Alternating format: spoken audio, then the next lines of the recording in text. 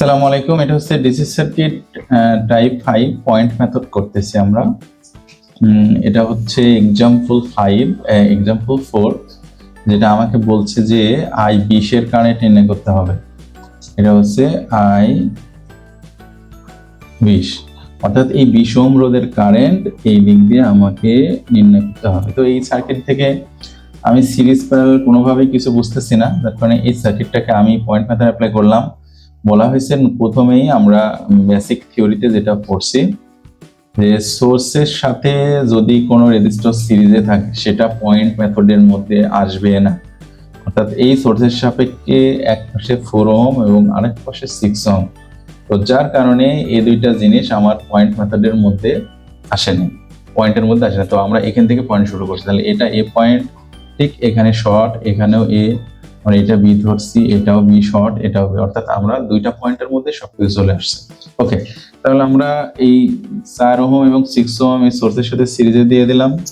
তারপর আমার পয়েন্টের কাজ, আমার এই 100, 25, 20 তিনটাই আছে কি প্যারালালে। এখন আমরা কি করতে পারি, তাহলে আমার এই I20 এর কারেন্ট নির্ণয় করতে হবে। তাহলে এই I20 এর কারেন্ট যদি আমরা নির্ণয় করতে চাই, তাহলে আগে আমাকে মোট কারেন্ট জানতে হবে, তারপর আমি কারেন্ট ডিভাইডার রুল ইউজ করতে পারি। তাহলে আমার মোট কারেন্ট কত, মোট ভোল্টেজ 60 বাই মোট রেজিস্ট্যান্স। মোট রেজিস্ট্যান্স কিভাবে, এই তিনটা প্যারালাল, তার সাথে এই 6 আর 10 সিরিজ, তাহলে 25 প্যারালাল 100 প্যারালাল 20 আর এই 4 এই 6 সিরিজে, তাহলে মোট কারেন্ট আমার হচ্ছে 3 অ্যাম্পিয়ার। এটা হলো আমার মোট কারেন্ট। এবার I20 এর কারেন্ট কিভাবে নির্ণয় করব, কারেন্ট ডিভাইডার রুল। তাহলে আমার মোট কারেন্ট 3, এর বিপরীত শাখার রোধ এই দুইটা 100 প্যারালাল 25 বাই বিপরীত শাখার রোধ যোগ নিজস্ব শাখার রোধ, তাহলে আমার মোট I20 এর কারেন্ট আসে 1.5 অ্যাম্পিয়ার। এটা হচ্ছে আমার উত্তর। তো কিভাবে ক্যালকুলেশনটা হচ্ছে আমরা একটু দেখি।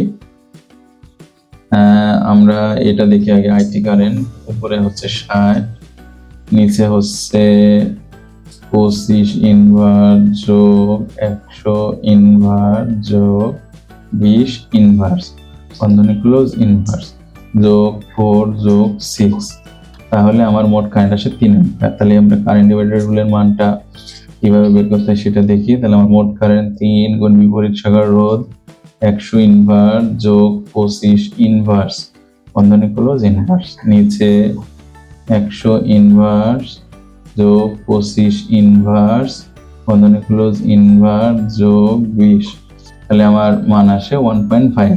এই হচ্ছে আমার এক্সাম্পল 4 ম্যাথ। তো আপনাদের যদি কোনো প্রশ্ন থাকে তাহলে কমেন্ট বক্সে জানাবেন। আপনাদেরকে সব ধরনের সাপোর্ট দেওয়ার চেষ্টা করবো ইনশাআল্লাহ। আসসালামু আলাইকুম।